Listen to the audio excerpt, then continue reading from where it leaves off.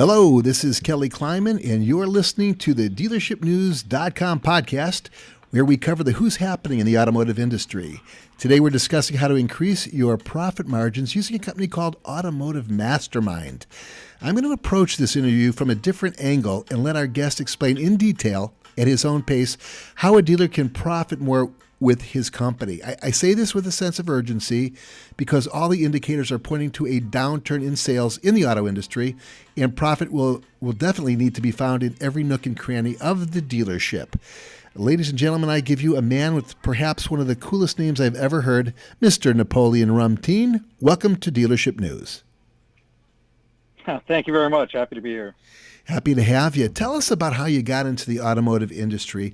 Was it something you've had a lifelong interest in, or did you just happen to stumble into it? Funny, because this is a conversation that's discussed in dealerships among people in the auto industry constantly, and I was one of those that stumbled into it, actually. I was in my early 20s, and a friend of mine said, "Hey, you should come here and check out the dealership that I work for." And back then it was Galpin Ford.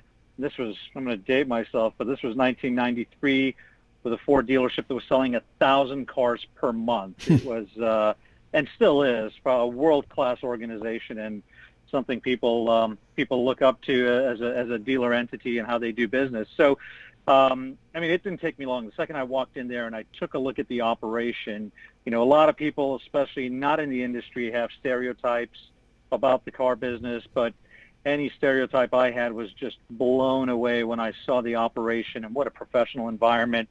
And then he reached in his back pocket and he took out his paycheck and he showed it to me and said, "This is how much I made, and this is just my 2-week paycheck." And he was so excited and animated. And at the time, I needed money.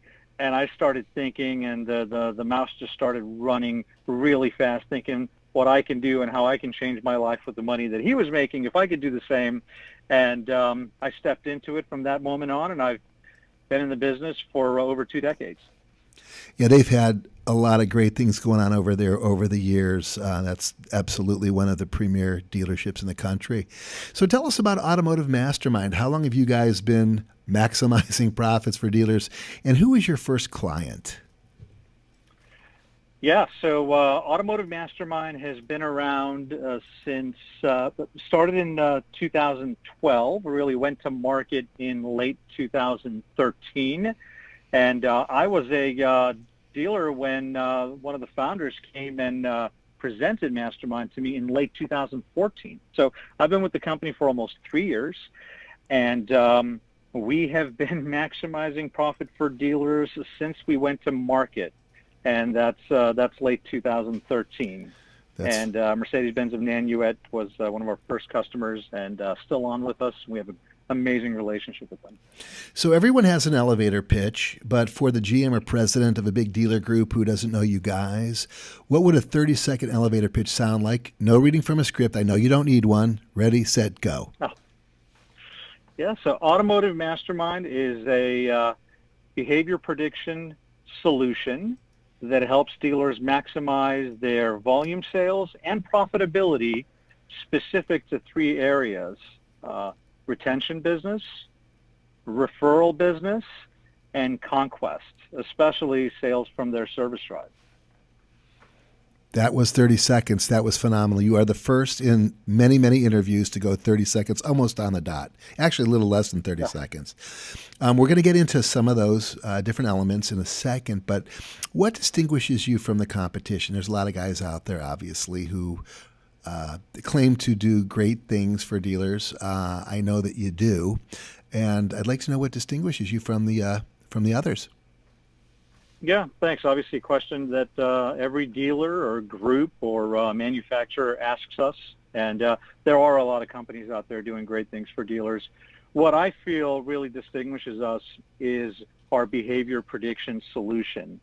A lot of people have asked us, are you a data mining company? Are you an equity mining company? Well, those are elements of what we do, but we do so much more. And when it comes to behavior prediction, I would liken it to a Netflix or an Amazon. Those 2 companies have done a tremendous job utilizing behavior prediction. With Netflix, if you're watching a show, the program will recommend you other shows that you may like, similar genre, whether it's a drama series or it's a thriller. And with Amazon, if you buy a ski jacket, they'll recommend goggles, hand warmers, ski pants. They've proven to be very successful in its one-to-one communication. So Automotive Mastermind is the first company to bring behavior prediction technology to the automotive space. And I could say the thing that really distinguishes us is our precision of being able to identify who's the right buyer at the right time, and most importantly, with the right message. And we don't do that just by collecting dealership information of their existing transactions like many data mining or equity mining companies do, but we layer in outside data that from the most comprehensive source of automotive data intelligence, which is our parent company, IHS Markit, a publicly traded company. And so when we layer on that level of data and specificity to each and every single one of the dealership customers, whether it's an existing customer or a pure conquest customer, it allows us to look at that each individual opportunity with a significantly larger magnifying lens and look to see what those key points are to make to convert into deals. Now, you may have just answered this next question. We're going to get into some more detail here in a moment. But the question that springs to mind first and foremost is, I'm walking into a dealership, I'm pitching Automotive Mastermind, I know I've got a checklist, and I'm taking a look at, what is it that you assess in the dealership to figure out what their needs really are and what you can provide? Yeah, so, we're involved in a complex sale, and I think it goes far beyond just having a checklist and thinking about this when we walk into a dealership. I mean, from the inception of the appointment to having an interview with the dealer prior to going into that presentation, we really do a lot of research on the dealership. We pull a lot of data on the real dealership. Oftentimes, we have a pretty good idea going in, and even without asking how many cars they sell, how many vehicles they sell from new or pre-owned, the type of retention business that they have, the type of lift that they've had in retention. There's a lot of info and research that we do, ranging from deep data to looking at their websites, getting familiar with individuals, and then, of course, conducting a thorough interview and understanding the dealership's pain points. And it comes down to what problems are we solving for them. That's really the foundation. But most importantly, it comes down to people, process, technology. Tell me how you meld those concepts together. So you're mixing a certain degree of software with big data and the human touch to profitize these dealerships. Get me excited about that. And then let's talk about what your training program looks like. Yeah, so, a lot of people, there are key components to what we offer: marketing, a technology that a dealership can use to source and identify sales opportunities, and, of course, best practices and processes that we can implement, as well as training. Now, every dealership has these four elements, but they tend to be fragmented and they're very difficult to measure. Marketing sometimes, when you're doing radio advertising, TV advertising, it's hard to measure direct ROI or who was converted as a result of those. When you look at a technology, sometimes utilization is a challenge. When you look at processes, every dealership will tell you they've been involved in scenarios where they implement the process and after a couple of weeks it kind of fades away. And lastly, training. There's a lot of training out there, but it lacks sometimes a level of consistency and commitment. So I think what Automotive Mastermind does, I know what Automotive Mastermind does that differentiates itself, is we web these four elements together so that when we implement a process, it sticks because we've got the training that's there to support it, and we've got the utilization buy-in from dealers that work with us to use the technology. And, of course, the technology is what fuels the marketing campaigns. So it's all connected and proven to work, lending to the success that the company's had in a very short period of time. Well, not to mention the on-site follow-up. You don't let these fruits wither on the vine, so to speak. You guys make sure that the sales processes and the understanding of the entire program are implemented and carried on through properly over time. So it's not a hit and run. Yeah, absolutely. I can tell you, and I always say this as a joke, but I get a significant chuckle. As a former general manager, I remember quite a few times when I signed up a vendor relationship or a service provider, and I would see them twice: when I first sign up, and then when I would send in a cancellation notice, they would show up immediately a few hours after. And we all laugh and we joke about it, but frankly, when I spoke to the founder about joining the company, one of the key fundamentals and driving factors in my decision to join was the desire to build a world-class consultation team. And we're not talking about someone who would just show up to a dealership, go over a few reports, take a key person in the dealership to lunch, and then go off to another dealer. I mean, when our people go in there, our dealer relations managers are, they've been in retail, automotive retail before, so they understand the environment, the climate. They know obviously our technology, but they don't go in there and just train on technology usage. They train on salesmanship as well. Mm-hmm. And they're not bashful. They'll be there all day. They'll sit and conduct group training sessions. They'll sit one-on-one for 20, 30 minutes with one individual, make phone calls with them, set appointments with them, really roll up their sleeves as a true dealer partner. And the dealerships that are having the greatest success with us are those that are really embracing that dealer relations manager as an extension of their management and working with them. And, we have probably one of the lowest ratios of employee and accounts, where some companies have 80 accounts to one individual or even higher. I've heard as high as 170. We cut this down to 20 to 25. 20 to 25 dealers per dealer relations manager. So really they get to know their dealers by name individually, not just management, the salespeople, and it's a really a white glove treatment and hands-on. And the visits and meetings are very frequent. You practice what you preach. Yeah, absolutely. That's really the bottom line. So let's discuss how your platform takes a lead from initial dealership contact to buying seat covers for the car I just bought. Walk me through the totality of the experience from the Automotive Mastermind set of best practices. Yeah, so, Automotive Mastermind, I think, is ushering in and participating in a shift in the auto industry. And I think this is a really big shift. Traditionally, dealers have looked at their sales opportunities in three buckets: customers that are walking in, online leads, or inbound phone calls. Mm-hmm. And all three of these sales pipelines are very reactive. When the customer is in market and makes the outreach is when dealers respond. And so obviously this is at a time when customers are shopping. There's a lot of competitive deals out there as well. And, we tell dealers, look, data has really now provided such great line of sight into customers where you can really pick and choose who you want to do business with. And so, we've kind of flipped those three buckets to the most important to a dealer. And, when you ask a dealer who are the most important customers for you, they'll tell you it's customer that comes in, they enjoy our dealership, the deal goes relatively smooth, we make a fair profit, they get a great discount, they give us great feedback on a survey afterwards, they'll service with us.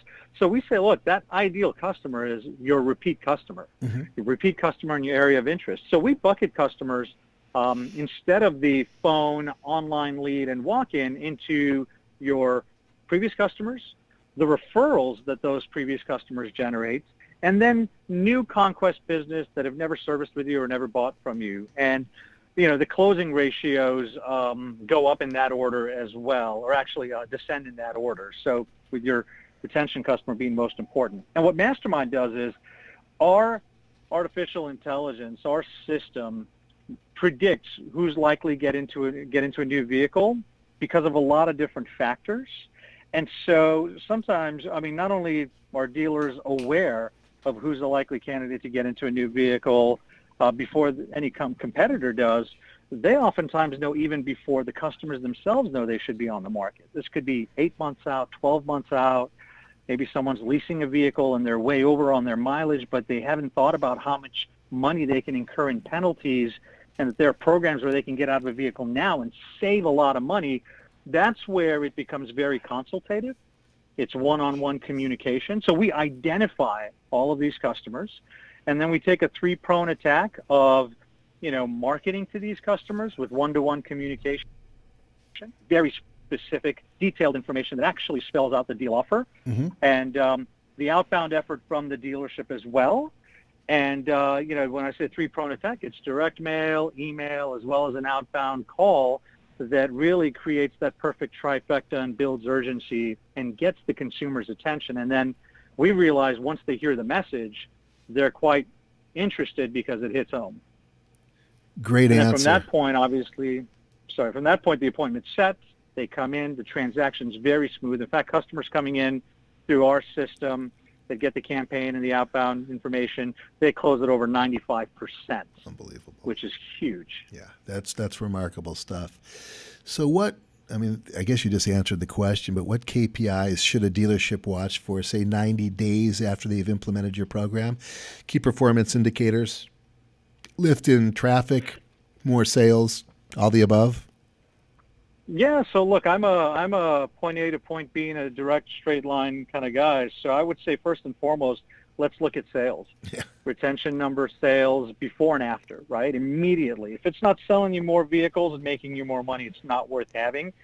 And unfortunately, a lot of people get caught up in that. So when are you selling more vehicles? And some people might say, well, I'm not selling more vehicles overall. And we've got to identify, well, let's take a look. Overall sales isn't necessarily a big indicator. Or has your retention business gone up? Has your service drive conquest gone up? Something that we can influence, and maybe your walk-in has gone down, or your other sales pipelines like internet leads have gone down. So a lot of times when dealers kind of dissect and break down, they see where Mastermind's been involved, there's a significant lift, even if their overall numbers haven't gone up. But for the most part, when we join a company, the overall numbers move significantly. So first thing I would say is sales, profitability.